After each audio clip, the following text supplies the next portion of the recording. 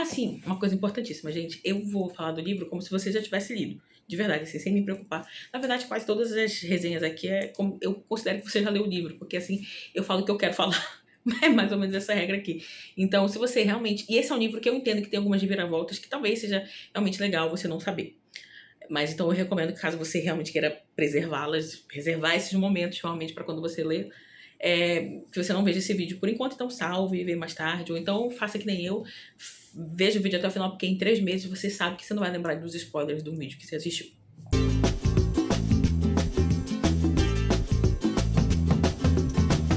Olá, eu sou a Luma Carneiro aqui do canal Nuvens no Café, que tem um perfil no Instagram com o mesmo nome, e por lá eu posto todas as minhas resenhas. Aqui eu posto só algumas por questão de tempo mesmo, eu vou postar só as que eu mais gosto, as que me marcam de alguma forma. Recentemente eu li O Ópera dos Mortos, que não vai ter resenha aqui, até porque eu não gostei tanto assim desse livro, mas também por questão de tempo realmente. Mas uma que com certeza eu tinha que trazer era a Perelandra, do C.S. Lewis, que tá aqui nessa minha edição de volume único. Dá até pra ver onde tá essa faixa aqui do meio. A primeira parte eu li, mas não tem aqui resenha pro canal porque eu não tinha voltado a fazer vídeo ainda. Acho que eu li em abril desse ano, em maio talvez, no máximo, mas não tinha voltado a fazer vídeo. Mas assim, de novo, tem lá no Instagram o que eu achei, o que eu gostei, o que eu entendi, o que eu amei, essa primeira parte. Mas pra segunda eu também não ia fazer, porque eu falei assim, não fiz da primeira, não vou fazer pra segunda. Até a metade eu tava pensando assim, da metade pro final eu falei assim, não estarei sendo eu se eu não fizer uma resenha. Talvez dure 1 hora. Talvez dure 1 hora, tá, gente? Eu já vou me desculpando por aqui, porque eu já vi que eu falo que nem mais comida cobra. Então, talvez seja um pouco difícil eu falar menos do que 1 hora, mas eu juro que eu vou tentar. E a terceira parte, que é enorme aqui, eu já me programei pra ler em janeiro do ano que vem. Então, talvez em fevereiro, talvez em março apareça alguma resenha minha da terceira parte que se chama Aquela Fortaleza Medonha. A primeira parte, que se chama Além do Planeta Silencioso, ela é de um nível intermediário se você já leu Nárnia. Nárnia é aquela coisa mais infantil mesmo, que você lê de boa, assim, você talvez consiga ler num dia só cada crônica. Então, se você se esforçar muito, você lê em uma semana. Mas assim, Além do Planeta Silencioso, que é a primeira parte, quando eu comecei a ler, eu já achei que o Lewis ia elevar o nível mesmo da dificuldade, da densidade da leitura. E não aconteceu. Acho que talvez no final alguma coisinha assim, um vislumbre de algo. Mas eu fiquei, poxa, Lewis, não era que eu tava imaginando muito, apesar de eu ter amado. Mas é porque parece muito com Narnia, alguma coisa de um novo mundo pra se explorar, novas raças, algumas mais fofinhas, sabe? Eu achei meio Narnia, assim. Eu fiquei, poxa, quer dizer, você sabe escrever ficção assim? Meio. Fiquei um pouco chateadinha, não vou negar. Mas a segunda, onde falou assim: então, gente, agora vocês já viram que o meu tom é diferente, já em Além do Planeta Silencioso, já dá pra perceber isso. Em Perelandra, com certeza. Eu só vou falar de Além do Planeta Silencioso o que for necessário pra gente entender Perelandra. Infelizmente, gente, vai ter que ser assim. Eu tenho uma certa dificuldade em falar Planeta Silencioso muito rápido, então pode ser que seja um planeta, alguma coisa assim. Vamos nos perdoando aí. Bom, então o protagonista é o mesmo, ainda é o Ransom, mas o narrador é diferente. O narrador, se não me engano, no primeiro volume é o próprio Ransom, obviamente, mas já no segundo volume, então, é o Lewis enquanto personagem da história mesmo. Ele é amigo do Ransom, dessa pesquisa todas que eles estão fazendo aí, que a gente vai já comentar, mas, obviamente, que é o próprio Lewis se colocando ali naquele lugar.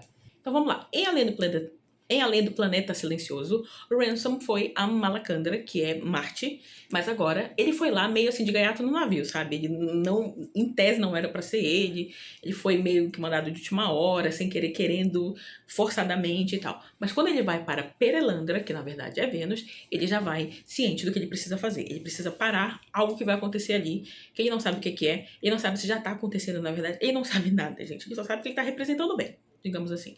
Então ele precisa chegar lá e evitar algo que talvez aconteça, mas não se sabe como, quando, através de quem, se é por algo ou alguém. E quem vai mandar ele pra lá é um Oyarsa. O que é um Oyarsa, né? Um Oyarsa é um anjo, mas na verdade cada planeta aqui do Sistema Solar, no mínimo, tem um Oyarsa. Então nós temos o Oyarsa de Malacandra, que nós conhecemos brevemente em Malacandra, no livro passado, e nós vamos mais pra frente conhecer o Oyarsa de Perelandra. Mas o Oyarsa de Malacandra é quem resolve aqui algumas paradas pro Ransom poder ir a Perelandra, que é Vênus. Eu vou falar de vez em quando Vênus, às vezes Perelandra, só pra não ficar falando exatamente a mesma coisa, mas sabe que um é outro. Então ele vai até Perelandra e a descrição da viagem é um dos pontos mais chatinhos da história, dura algumas páginas, mas são algumas descrições matemáticas e físicas que eu, como sou zerada nesses assuntos, eu fico meio perdida, acho meio enfadonho. Eu lembro de um vídeo que eu vi, onde tem um livro, acho que é um livro sobre matemática, que conforme você folheia, eu vou tentar colocar algum videozinho menor aqui numa miniatura, e conforme você folheia, as imagens elas vão se formando em 3D assim, e vão se desfazendo conforme, né, você vai virando as páginas. Eu acho que tinha que ter uma edição de luxo de Perelandra desse momento da viagem, onde as imagens vão se formando, né, da nave, do corpo, do ângulo, enfim. Mas, de qualquer forma, quando ele chega em Perelandra, ele chega com um lado do corpo que foi mais exposto ao sol queimado e o outro branco. Ele vai chegar por lá e vai dar de conta com um bocado de ilhas flutuantes, e são realmente ilhas que flutuam, tá? Então, conforme você anda, a ilha inteira vai, né, boiando, flutuando assim. Mas assim, são grandes, têm suas próprias vegetações, mas a forma que você precisa andar nelas é diferente. Então, ele vai levar alguns dias conhecendo essas ilhas e também aprendendo essa diferente forma de andar. Até que ele vai encontrar numa dessas ilhas uma dama de verde, nua, e ela vai rir dele. Aparentemente, talvez ela esteja rindo porque ele está meio malhado. Esse é o nome que ela vai dar pra ele, inclusive. Mas ela vai chamar, então, ele de malhado, acho que justamente por isso. Na metade do corpo tá meio queimado e metade tá branca. Mas ela vai rir dele. E esse rir dele é um riso meio sem sentido, sabe? É um riso meio muito infantil. Mas eles vão... vai ser esse o primeiro contato deles. Até que no dia seguinte, eles vão meio que dar umas... né, se perder um do outro ali. Mas no dia seguinte, quando ela volta a vê-lo, ela vai, de certa forma, pedir desculpa. E vai dizer o seguinte: desculpa por ter rido, né? Eu estou mais velha hoje. Nesse sentido de eu estou mais sábia hoje. Obviamente que a gente pode até receber conhecimento de um dia para o outro, mas essa questão de estar sábio no outro dia, na nossa linha do tempo aqui no terrestre, é um pouco difícil. Mas é isso que ela vai dizer com que eu já sei que eu não devia ter rido de você, então me desculpe.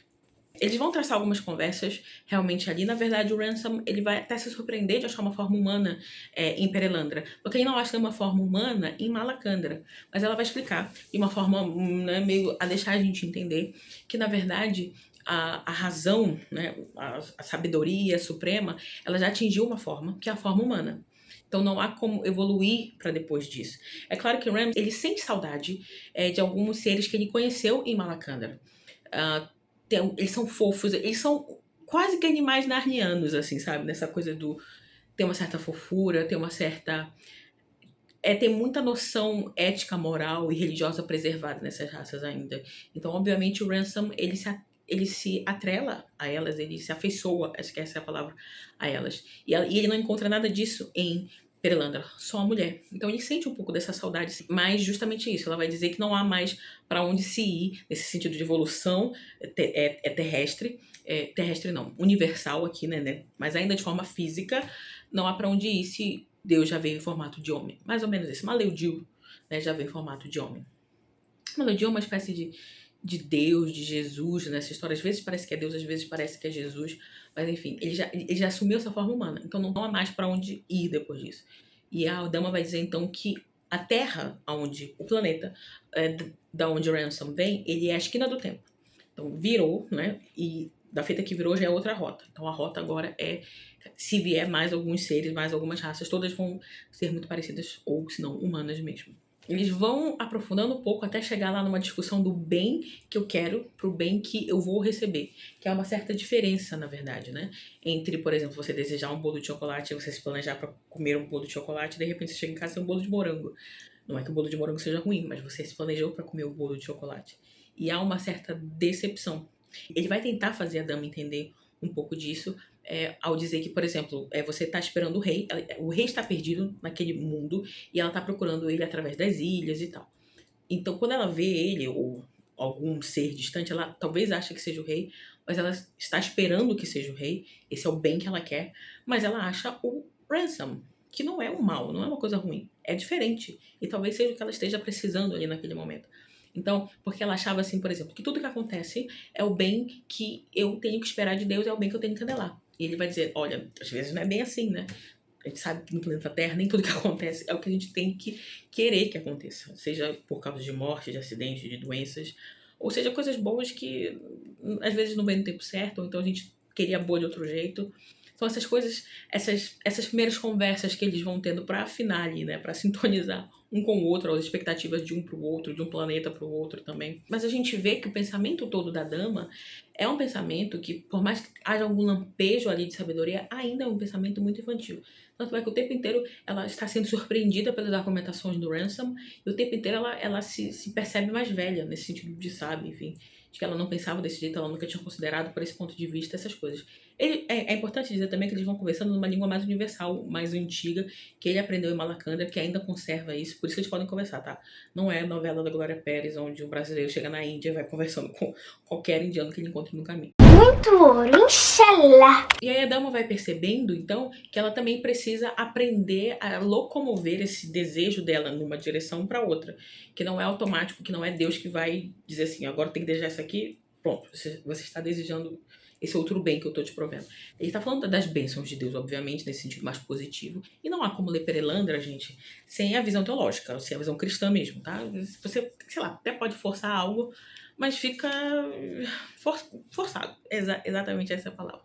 Basicamente são essas primeiras conversas deles, e eles vão pra parte fixa do planeta, que é literalmente a terra fixa, né? Não se move, porque eles ainda estão tentando achar o rei que está perdido. Eles chegam lá, passam um tempo, conversam mais um pouco, exploram mais um pouco, mas eles não podem ficar lá, porque é a ordem de Maleudil para que eles não durmam lá. É proibido dormir ali. O Ramsay vai achar um pouco estranho, ele vai explicar até que no nosso planeta não existe essa regra. Pelo contrário, né? Tudo que a humanidade construiu, o progresso todo que ela teve, foi por causa de terras fixas, digamos assim. Mas ela vai achar estranho, mas é uma ordem, enfim, eles vão obedecer. Quando eles estão saindo de lá, eles ouvem algo tipo caindo do céu, literalmente. E nessa hora, o Ransom vai achar que é o Weston. Se você já leu Além do Planeta Silencioso, você sabe que o Weston é aquele que descobriu como chegar, na verdade, em Marte primeiro. E só depois ele arrastou o Ransom também para Marte. Bom, se ele chegou em Marte, por que aqui não chegaria em Vênus? E esse é o medo do Ransom, que vai ser confirmado realmente, porque eles vão chegar lá e ele vai tentar não fazer com que a dama entre em contato com o Weston, mas é meio que impossível, né? Então, eles vão conversar um pouco sobre isso e o Weston vai dizer algumas coisas, na verdade, né? Primeiro que ele estava errado, que ele agradece, digamos assim, pelo Ransom ter parado ele em Malacandra, porque ele estava com uma visão errada de tudo. Ele vai dizer, em primeiro lugar, ele vai se explicar, na verdade, a trajetória dele de erros, de noções erradas que ele acha que ele estava tendo. A primeira é que ele se observava de um ponto de vista utilitarista, né? Até onde eu posso ir, o máximo que eu posso entregar, o que eu posso conquistar, onde eu posso ser útil e onde eu posso avançar. Basicamente isso. Depois, ele tenta expandir isso para a humanidade, até onde a humanidade pode chegar, e ele considera, então, a humanidade como o ápice, né, dessa evolução, desse progresso todo. E por isso que a gente vai ter esse imperialismo intergaláctico, né, no sentido de, bom, se a humanidade é o ápice, ela precisa avançar em qualquer direção que seja, mas ela precisa avançar, como o ápice que é, como o estágio final. Por isso que ele chega lá em Malacandra e tenta fazer com que a humanidade prevaleça ali, mas não vai dar certo. Ele vai dizer, então, que essa noção era uma noção errada, uma noção limitada. Que, na verdade, a humanidade ela não é o ápice, ela é um ponto nessa linha do progresso. Então, tudo é um. Tudo está interligado, integrado. O humano, ele não é superior no sentido de que todos têm que me obedecer, não. Ele faz parte de um todo. E esse todo é que precisa avançar. Em termos de progresso, em termos de avanço, em termos de conquistas e inovações e tudo. E aí ele vai vir com um termo que eu nunca ouvi falar. Eu não sei se hoje em dia as pessoas falam de outro jeito. Provavelmente falam de outro jeito. Eu não fiz essa minha pesquisa, saber qual é o assunto ou qual é o nome desse assunto hoje em dia. Mas na época, aqui em Lewis, escrevendo em 1943, na época da Segunda Guerra Mundial, esse livro foi escrito na época da Segunda Guerra Mundial, e aqui e ali ele faz menção que o planeta Terra está tendo guerras, enfim. Ele vai dizer então que essa nova forma de pensar que ele tem, ou essa nova filosofia que ele segue, se chama dinamismo propositivo inconsciente. O que é esse dinamismo propositivo inconsciente? É quase que uma força cega, sem linha moral, sem um norte ético. Mas ao mesmo tempo que ela é inconsciente, que ela não tem essa coisa do certo e do errado, ela tem um senso de propósito. Ela tem uma direção a seguir. Que é, de novo, essa ideia do avanço, da novidade. E que, nesse sentido, as coisas vão deixando de ser tão definidas. Né? A gente não tem mais essa noção do certo e do errado, do bem e do mal. É como se as duas coisas fossem face da mesma moeda. Se as duas você não tem moeda, você não compra nada. você não tem mais Deus e o diabo. Eles vão chegar nessa conversa de que Deus, na verdade, essa coisa de Deus e diabo, nesse sentido de um ser muito bom e um outro muito ruim, é história de criança, para criança. Mas a verdade é que ele vai dizer, então, que Deus é todo esse avanço que eu quero. É todo esse futuro perfeito que eu estou almejando. É todo passo para frente. E o diabo é essa noção confusa, essa energia gasta pela humanidade, ou seja lá por quem quer que seja, que precisa ser gasta para que você consiga avançar nessa caminhada. Então, na verdade, o diabo é o preço que se paga. É a energia gasta, é a confusão. Eu penso, por exemplo, em guerras, na Revolução Industrial, em filosofias de governo, em coisas assim. E aí você vai do macro para o micro também, né? Na pequena vivência, na mentira que você precisa contar, na passada de perna que às vezes você vai ter que fazer, né, no sentido, não que a gente tem que fazer, mas no sentido de que é feito, tá aí para todo mundo ver. Então, o que na verdade ele vai dizer que há algo, né, algo que gere, algo que regula, mas que não está preocupado exatamente ele e essa força, não é um ser, sabe? Não é um ser pensante ou um ser racional nesse sentido, é uma força realmente que te impulsiona para frente, para essa ideia de Deus, no sentido realmente a nova onda da modernidade, no sentido de mesmo de energia cósmica, sabe? Falando, né, em trilogia cósmica, nessa energia cósmica, realmente. Obviamente o Ransom vai ficar assim, tá doido? Eles vão também nessa coisa do Deus é espírito e que há um espírito por trás também, mas, de novo, é um espírito tão impessoal que realmente é só uma força cega. Mas isso é o que ele vai falar pro Ransom, porque ele também vai ter o discurso dele pra dama. Ele tá ali para fazer alguns discursos para ela, né? O primeiro deles, na verdade, é que ele vai dizer o seguinte: que tal se você desobedecer a Maleudio? Ele vai dizer, que tal se na verdade Maleudio quer que você comece a andar sem precisar dele o tempo inteiro, sem ser dependente dele 100% do tempo. Porque é o que a gente tem aqui. Como esse mundo é inteiramente novo, o que acontece? A dama e o rei, eles têm uma conexão mais direta com Deus, sem intermediários. Então, os Oyarsas, ou Oyarsa de Perelandra, ele tá ali. Só que a dama e o rei, eles não conseguem reconhecê-lo como tal. Eles não conseguem nem reconhecer a existência ainda desse Oyarsa. Então, a gente tem uma conexão mais direta realmente com Deus. Por isso que o Weston vem e diz, que tal se você desobedecer? Na verdade, não desobedecer, mas se a sua desobediência, na verdade, for uma obediência. Eu não sei se você já reparou o que Deus está tentando fazer aqui. Mas se não, eu vou te dar um último ingrediente e depois eu vou revelar o teatro que o Deus está montando aqui. Seguinte, quando o Weston fala todo esse discurso pro Ransom, o Ransom vai notando que a fala do Weston tá estranha. No sentido de que parece uma fala antiga. Parece uma fala que não é só sobre realmente o próprio Weston. Como se o Weston não estivesse só governando o próprio Weston, ou realmente pensando que um cara, sei lá, que deve ter 40, 50 anos, está realmente transformando a história da humanidade, sabe? O Weston vai dizendo algumas coisas, em algum momento ele vai dizer que ele está há muito tempo empenhado nisso, nesse utilitarismo próprio, e ele está há muito tempo empenhado no utilitarismo da raça humana. Ele vai falando algumas coisas e você vai percebendo que não é mais o Weston que está ali. E, na verdade, então, o Ransom vai passar a chamar o Weston de não-homem. E o que é um não-homem? Se a gente olhar do ponto de vista cristão, o não-homem, e não-homem com certeza é algo positivo. Desculpa, com certeza, não-homem é algo negativo. Não é que é não-homem e por isso é um anjo. Muito pelo contrário. É um não-homem e por isso deve ser algo que não tem aquilo que o homem tem de melhor ou de bom. Enfim, que é o que eu penso que seja, né? O homem, ele tá dentro do plano de redenção de Deus. Ele pode ser alcançado por Deus, né? O homem enquanto raça, na sua totalidade. É claro que na questão de indivíduos, alguns são e outros não. E outros não. Mas, no geral, o homem pode ser alcançado pela mensagem de Cristo. E aquela pessoa que o Ramson tá falando, com quem o Ramson tá falando, não pode mais ser alcançado pela mensagem de Cristo. É mais ou menos por aí que eu vejo. Não tem mais algumas noções que até, por exemplo, os ateus vão ter. Por que não, né? Obviamente que tem. Noção de amor, de solidariedade, de caridade, de ajuda ao próximo, de ética, de verdade, de responsabilidade. Essas coisas, o não-homem não tem. Então, com quem o Ransom realmente está falando ali? Está falando com alguém que não tem mais nenhuma dessas qualidades ou características. Mas mais do que isso, se você acha que o Ransom está ali como apenas uma representação do mal ou como um enviado do diabo, a gente está enganado, porque realmente o Ransom está falando com o próprio diabo. Sim. Agora eu vou montar o teatro, se a gente ainda não entendeu.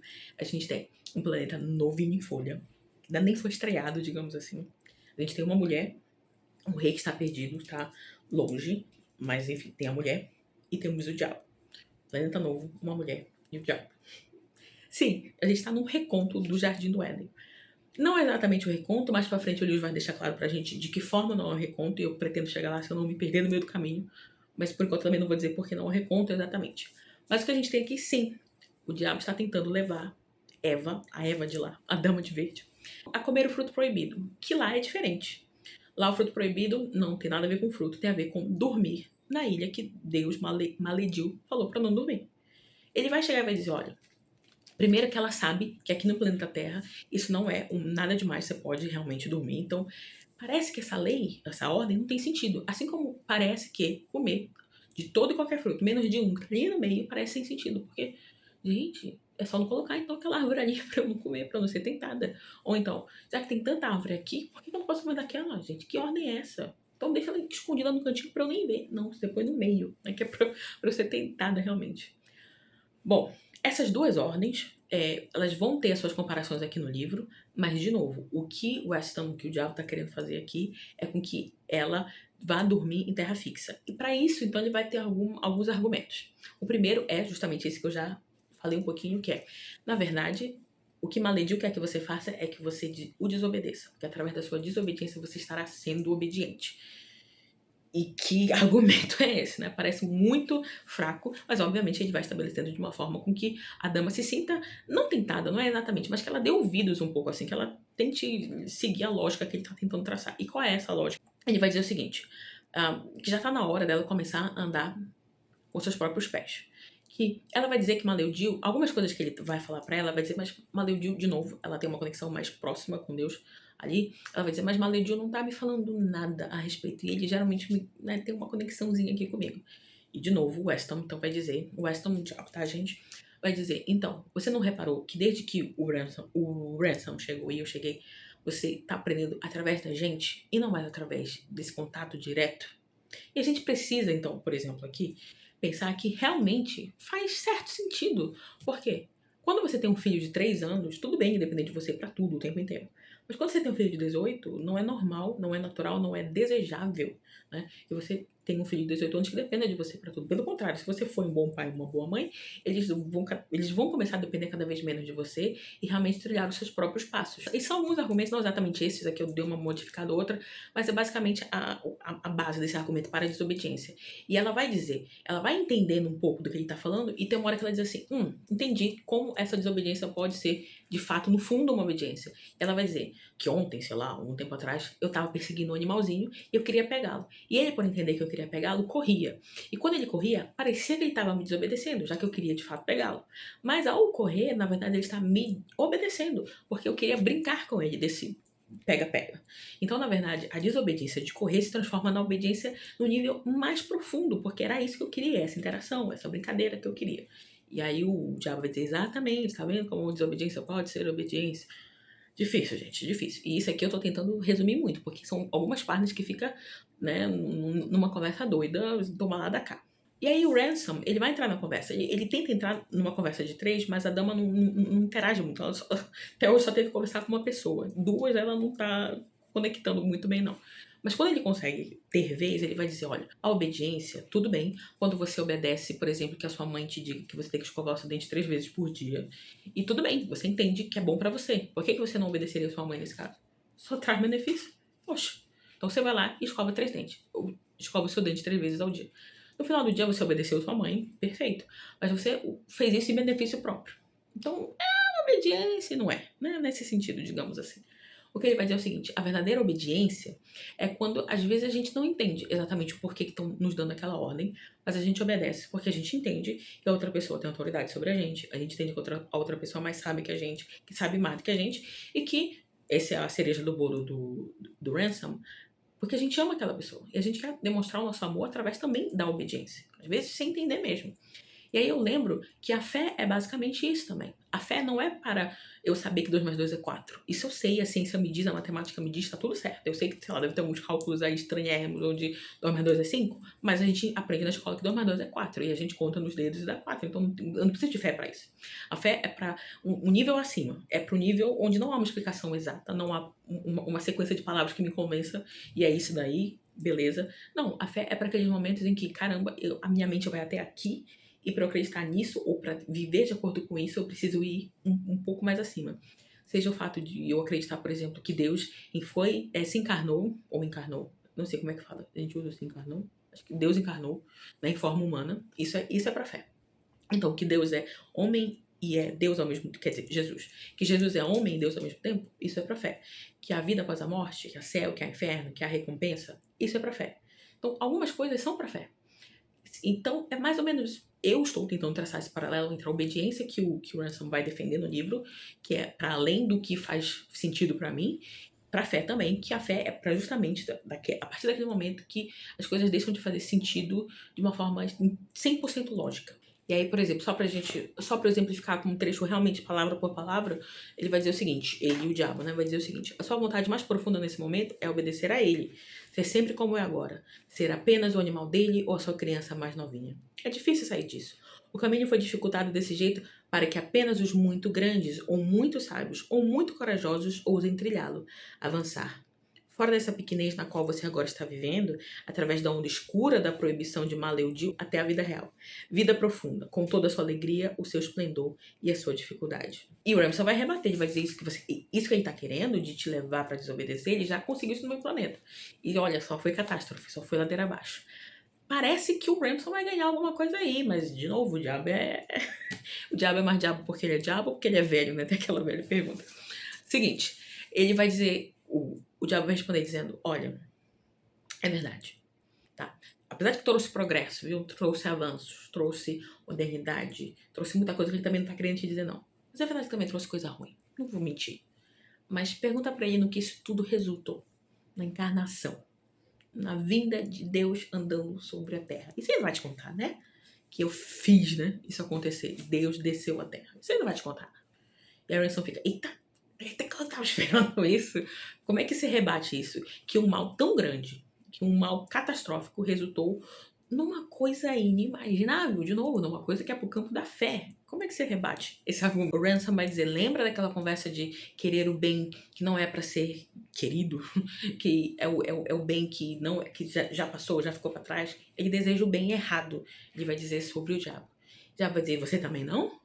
Quando você deseja que aquelas, ou tem saudade, ou deseja que aquelas espécies lá de Malacandra se perpetuassem nos planetas, isso também não é querer o bem errado?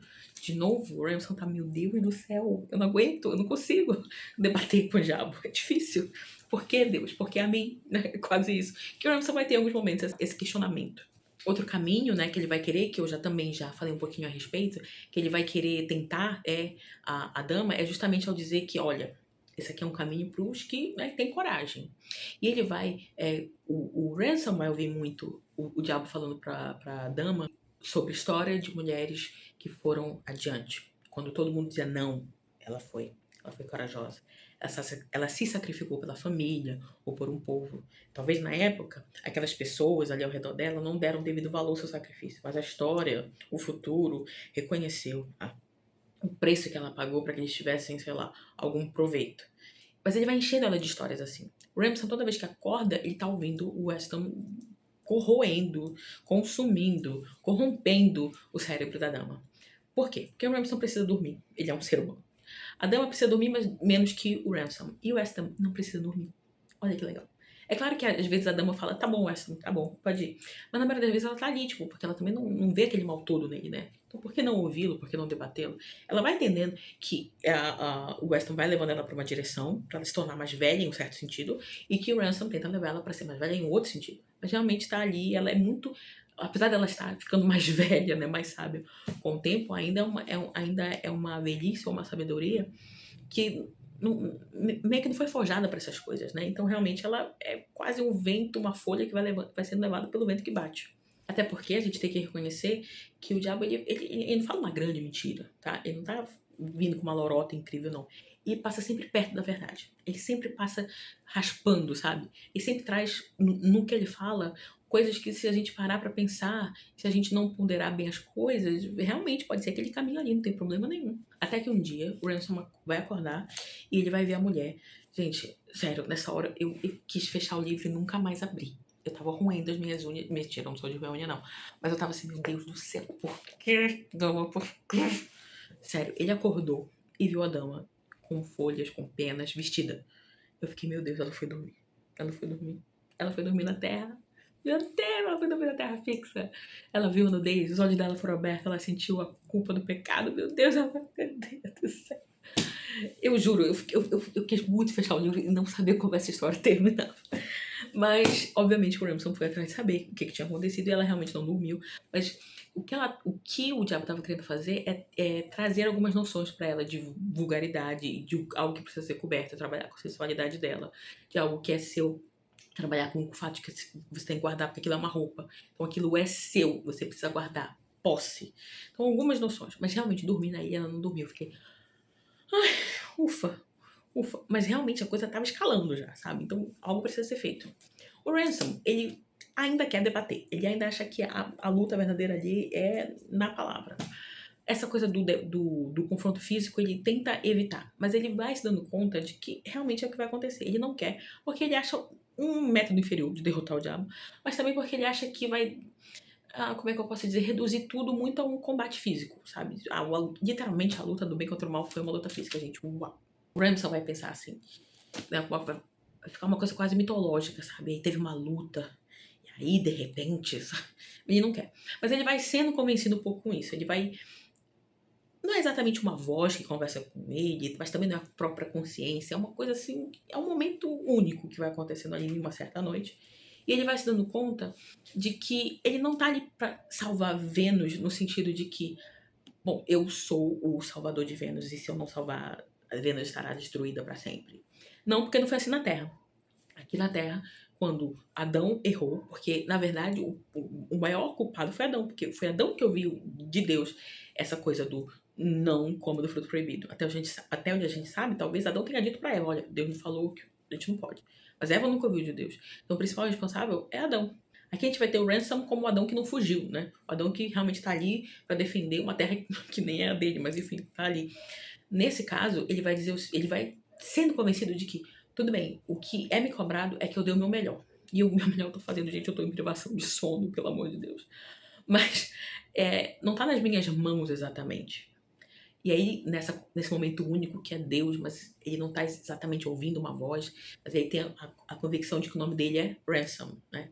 Ele meio que ouve, tá, gente? Uma voz dizendo, o seu nome é Ransom. E a gente sabe que Ransom é resgate em inglês. E beleza, a gente sabe isso desde o primeiro livro, gente. Se o nome do cara é Ransom, porque ele vai resgatar.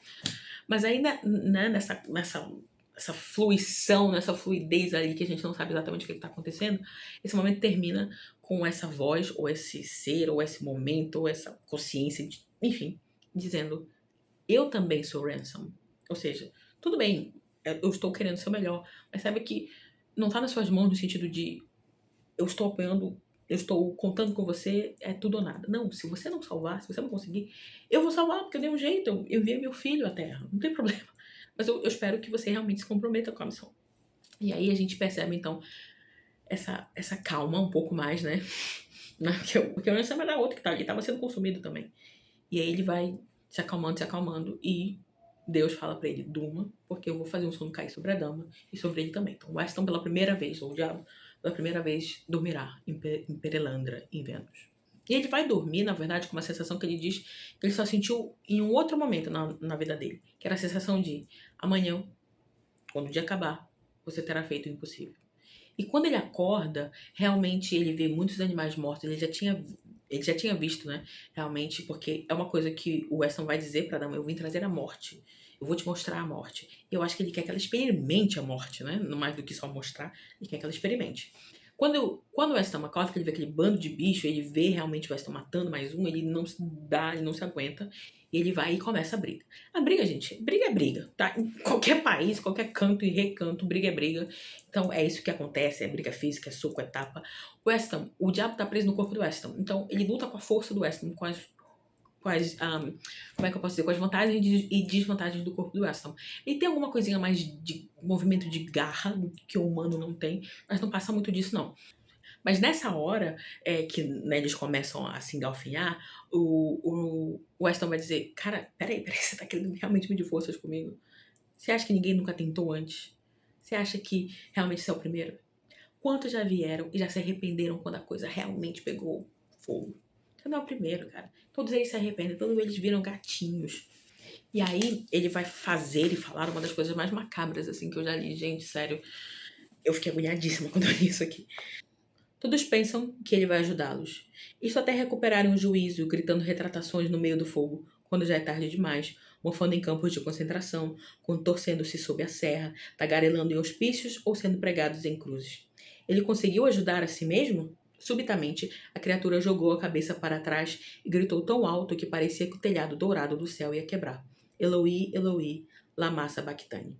Que significa, meu Deus, por que me desamparaste? Imagina, o diabo.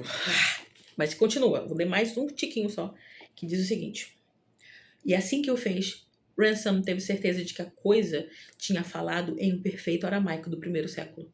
O não-homem não estava citando, estava relembrando. Gente, fiquei assim, Deus, ai, que agonia. Nossa, que agonia. Tem uns momentos aqui agoniantes, sem brincadeira nenhuma. Gente, assim, é uma luta assim que eu não sei como o Ransom não morreu. O Weston uma hora aparentemente morre, eles vão pro mar, eles depois... Quer dizer, deixa eu colocar que o Weston vai morrer mais pro final, tá? Eles estão lutando no mar, e aí eles se afogam lá no momento, eles voltam, né, perto de lá de uma baía, sei lá, alguma coisa assim. E aí, de repente, o Weston fala com uma voz que não parece a mais a do diabo. Parece ser a do Weston, mas talvez não seja. Ou talvez seja de Weston quebrado. Do Weston que tá voltando do inferno, não sei. De uma outra alma, que não é do Weston, que também tá vindo do inferno. Mas ela vai falando algumas coisas no sentido de... Gente, aqui é uma discussão quase filosófica, assim, de casca de nós, de um tá mais na superfície. Quando você tá na superfície, você não pensa que tá lá no fundo. Mas quem tá lá no fundo nem lembra mais como foi na superfície. E Deus tá fora da superfície. Eu fiquei assim, gente, pelo amor de Deus, Lewis, para que eu não tô mais entendendo nada. Essa parte eu não vou falar aqui não, gente, pelo amor de Deus, porque eu quero focar em outra parte.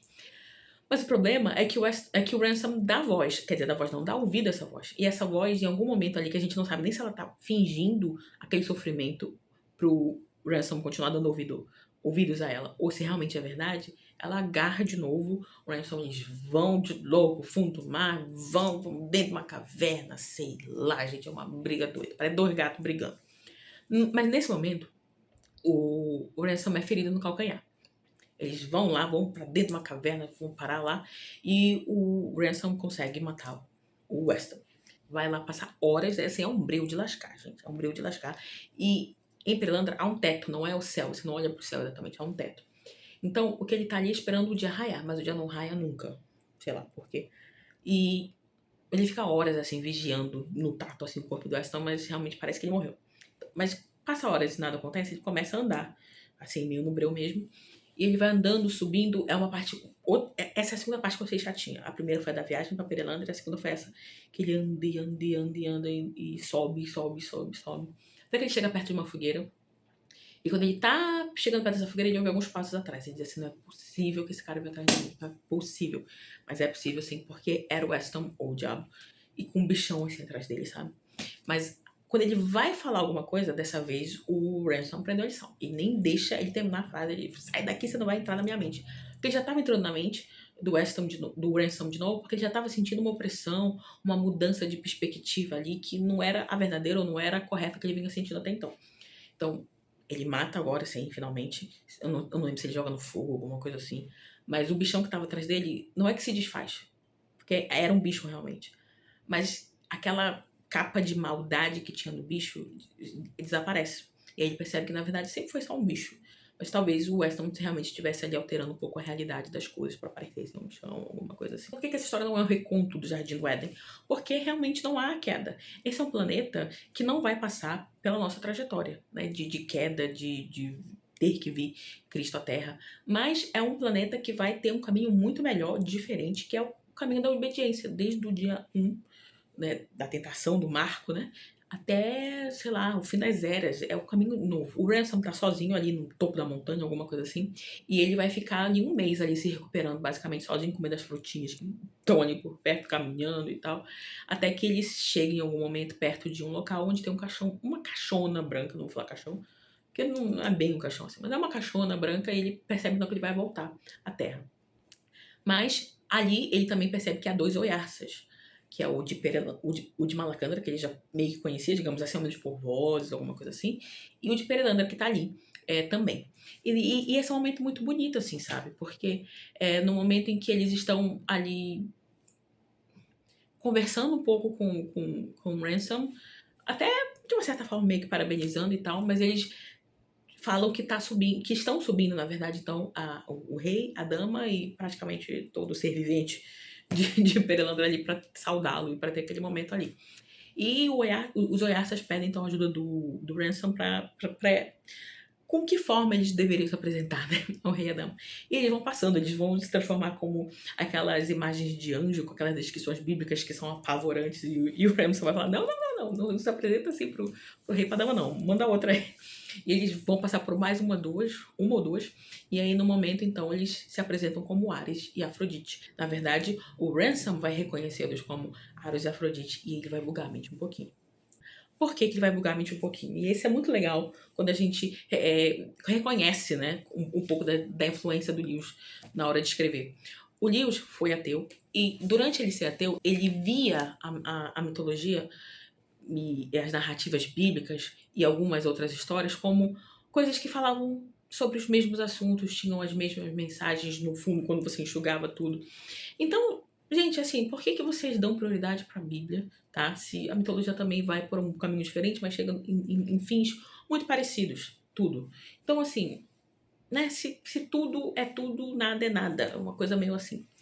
A gente sabe que pelas conversas com o Tolkien, pelas próprias pesquisas que ele fazia, enfim, pela vivência dele, ele foi mudando, ele foi se tornando cristão, e ele também trouxe a mitologia com ele, essa nova visão da mitologia ou sobre a mitologia. E ele chega à conclusão de que, se na verdade todas as histórias apontam para o mesmo caminho, ou para uma mesma direção, é porque há um fundo de verdade nisso. É claro que ele vai então passar a colocar a narrativa bíblica como, obviamente, superior às outras, e mais ainda, ele vai colocar Jesus como um mito verdadeiro, que reúne todas aquelas mensagens né, em algumas narrativas que são, sei lá, pilares, digamos assim, a Bíblia traz, e Cristo, então, seria o mito verdadeiro. O que ele vai achar que é a mitologia? E que ele traz muito aqui. Ele fala sobre isso também, se não me engano, no Cristianismo Puro e Simples, e eu também tenho resenha sobre esse vídeo aqui que eu fiz há uns 5 anos atrás, enfim. Mas aqui nesse livro ele traz uma mensagem meio parecida, tá? Que é o fato de que a mitologia, ela traz lampejos da verdade. A mitologia, ela traz resquícios da grande verdade, da verdade eterna. É um resquício, como todo resquício, muito longe do original, muito longe da verdade, da essência da verdade. Mas traz ali, sim, alguma coisa pra gente se debruçar sobre. Né? Então a gente precisa lembrar que a Terra é um planeta silenciado e silencioso. Na verdade, a Terra, a gente aprende isso no Além do Planeta Silencioso, que a Terra ela não se comunica com o universo como os outros planetas, porque ela está sob domínio de um Oyarsa caído. Então por isso que não há conexão. Os Oyarsas se comunicam entre si, mas o da Terra não. E a Terra também não recebe, então, muito do que acontece no universo. Por isso que esse foi o jeito, digamos assim, que muitas das verdades eternas chegam aqui. Então, esses lampejos de virtude, por exemplo, que a mitologia traz, apontam para algo maior que se revela na narrativa bíblica, que se revela em Cristo. O que eu acredito que dá para manter uma comparação é um pouco com o que é o Antigo Testamento. A gente sabe todo aquele ritual de cordeiro, de véu, de arca da aliança, mas a gente não lê aquilo achando que aquela é a verdade máxima, que aquela é a verdade última das coisas. Por exemplo, a Arca da Aliança, a gente não acha que Deus que criou o universo realmente está ali no sentido de que, olha, é aqui que Deus está, tá? Deus não está ali, Deus está aqui. Não, Deus está em todo lugar. Deus está muito acima de uma Arca da Aliança. O cordeiro, por que vários cordeiros morreram? Por que não foi só um? Porque não era suficiente, porque aquilo era a sombra de uma coisa real e verdadeira, que foi Cristo. Quando Cristo veio, quando Cristo pisou na Terra, que é o verdadeiro Cordeiro de Deus, quando ele morreu, sim, não precisou mais morrer ninguém depois. Obviamente morreram muitas pessoas por causa do evangelho, mas não mais nesse sentido de eu estou morrendo porque o meu sangue é o sangue da... Não, não tem mais esse peso. Então, é mais ou menos nesse sentido. Assim como no Antigo Testamento, todo aquele ritual, aquelas vestimentas, aquelas festas, tudo isso era sombra, era muito provisório até chegar ao definitivo. A mitologia funciona mais ou menos nesse sentido. O que o Lewis quer, eu acredito, é redimir tudo, tá? É redimir a mitologia, é redimir o Natal. Por isso que eu acho que em Nárnia, eu tenho essa opinião comigo, ele traz o Papai Noel, ele traz a figura do Natal, o espírito do Natal. Por quê? Numa visão mais infantil, o que a criança gosta é do Natal. Mas se a gente for parar para pensar, não o Natal comercial das últimas décadas, mas se a gente for pensar como o Natal surgiu, ou ao menos a história que a gente ouve na escola, né? Era um padre que ajudava as crianças com presente. Olha toda essa noção que tem por trás. É claro que, como eu falei anteriormente, a generosidade, a caridade, o cuidado com o próximo não são exclusivos de uma pessoa cristã. Mas eu também acredito que não dá para negar que no cristianismo todas essas noções elas ganham um peso maior, elas ganham mais conexões, elas ganham mais consequências. Eu acho que não dá muito para negar isso. Então, eu acho que é isso que o Lewis faz. Ele não tenta muito aperfeiçoar o Natal aqui, né? Ele só joga. É um pouco chocante pra gente. Mas eu acho que é isso que ele quer que a criança sinta quando ela lê. Que uma coisa muito boa voltou a acontecer lá em Nárnia. Que é algo, que um período ruim acabou. E eu acho que na mente da criança não tem coisa melhor do que você tá vivendo um Natal. Gente, gosto do Natal até hoje, mas criança, teve um Natal que eu lembro até hoje, que foi o único Natal americano que eu passei na minha vida. Não que eu estava na América do Norte, não é isso. Mas que foi o Natal de manhã, de quando eu acordei, né? Que geralmente o Natal é à noite, né? Aqui no Brasil, do dia 24 pro dia 25, mas teve o Natal que foi na manhã do dia 25. E eu lembro daquela alegria, sabe? De você acordar e correr pra árvore de Natal e seu presente tá ali embaixo. Aquela alegria, aquela explosão, eu acho que quando a criança lê Nárnia, que ela vê que o Natal voltou a Nárnia, que o Papai Noel voltou a Nárnia, ela sente ou remete a ela aquela sensação, aquela alegria. E o Lewis prioritariamente está querendo se comunicar com crianças de Nárnia. Claro que tem muita verdade ali, que está um pouco mais camuflado e que o adulto pode achar, mas o público-alvo não tem como dizer que não eram as crianças, diferente de Perelandra. Então aqui ele dá uma refinada nessa questão de eu vou redimir mais uma coisa. Lá em Nárnia eu redimi o Natal, mas aqui eu vou redimir mais uma coisa, eu vou redimir a mitologia. E na verdade eu até esqueci de dizer que já tinha alguns momentos onde o Ramsam ele tinha esse pensamento. Ele viu sereias, ele viu tritões ali, que ele falava, cara, mas algumas coisas aqui no meu mundo são só mitologia. Aqui a mitologia ganha um ar a mais, né? Ela é mais encorpada, ela é agregada à realidade, porque não tá tão separado assim. E aí quando o Ramsam entende tudo que os Oyasis estavam falando, ele vai dizer o seguinte: Ransom finalmente entendeu por que a mitologia é o que é. Lampejos de força e beleza celestiais caindo sobre uma selva de sujeira e imbecilidade. Então, a mitologia serve como ecos e fragmentos. É claro que enquanto a gente vai lembrando dessas coisas e pesquisando um pouquinho mais, não tem como lembrar do curso da Tatiana Feltrin sobre, como é, ecos eternos, né, da mitologia. Eu fiquei assim, nossa, parece que eu fiz o curso dela, né, porque eu estou falando de ecos, de virtude, de vislumbre, de lampejos, mas é porque realmente é uma coisa muito Lewis, assim, sabe? Esse uso cristão da mitologia. Um não está em oposição ao outro. Mas uma coisa muito legal é que quando o rei e a dama chegam lá e que eles realmente vão celebrar com Ramsay uma vitória, eles vão dizer o seguinte, que eles agora reconhecem o mal, que o Weston queria que eles conhecessem, mas eles conhecem o mal melhor agora, porque eles conhecem, né, sem essa chance de poder ser corrompido pelo mal. Eles conhecem porque eles viram o que pode acontecer, porque o próprio rei, ele estava num estágio, enquanto a dama estava sendo tentada, o rei estava aprendendo com Jesus, com Deus, assim, sabe? É um pouco injusto, soa um pouco injusto, né? Enquanto a dama estava ali correndo o risco de pôr tudo a perder, o rei estava só tendo umas conversas, assim, sendo demonstrado, assim, como é que funcionam as coisas e tal. Mas é uma frase muito bonita, que na verdade, assim, que acalma o nosso coração um pouco, sabe? Esse senso de injustiça. Ele vai dizer o seguinte, o rei: os melhores frutos são colhidos para nós por uma mão que não é a nossa. Então, sim, obviamente o rei ele se beneficia da obediência da mulher, do fato dela não ter cedido. E aparentemente ele está num poder ou no nível de autoridade maior que ela, mas é a ponto de vista cristão. Isso aí a gente não vai poder contra-argumentar com Lewis. E já no trecho final, talvez esse vídeo não tenha durado 1 hora. Mas enfim, já no trecho final, eu não vou comentar muito a respeito, porque senão seria mais 1 hora, tá? Mas é muito bonito, sim, porque tá tudo ali numa harmonia tão grande, tá numa dança tão harmoniosa que algumas verdades vão sendo ditas, mas de uma forma totalmente diferente do que estava sendo até agora. Até agora, algumas verdades estavam sendo ditas porque elas estavam no campo da batalha.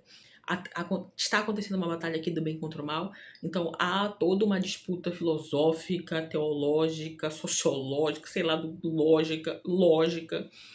Mas agora no final, os anjos, os Oiarças estão dizendo essa verdade. Então são verdades que bagunçam a gente, assim. Eles não estão falando uma verdade para você compreender palavra por palavra. Eles estão glorificando a Deus de uma forma que parece que há mistério na fala. Há alguns mistérios na fala deles. Mas tudo bem, você pode levar o tempo que você quiser para entender ou para começar a se perguntar. Não é mais algo que você precisa entender agora, defender agora, que nem o Ransom estava fazendo. Então, é muito bonito, é um nível acima, sabe? É uma glorificação dos anjos a Deus. É quase como falasse assim, agora, não, crianças, né? Vocês fingem que estão entendendo o que a gente está falando. Mas é tudo muito bonito, assim. Não é ininteligível, não é isso. Não é que não é entendível. Mas é muito complexo.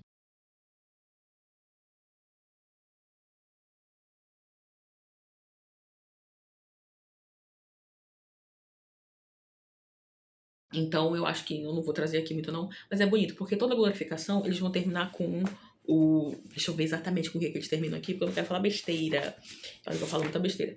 Mas eles falam sempre, eles terminam sempre com bendito seja ele. E aí eu grifei todos os benditos seja ele que eles vão falando. Então, cada argumentação, ou glorificação, ou exaltação de Deus, eles vão terminando com bendito seja ele. Os dois oiarças, né?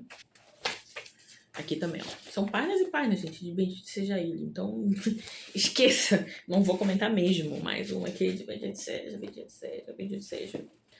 Mas é um livro muito bom, gente. E ele volta, então, o Ransom volta com uma ferida no calcanhar, né, gente?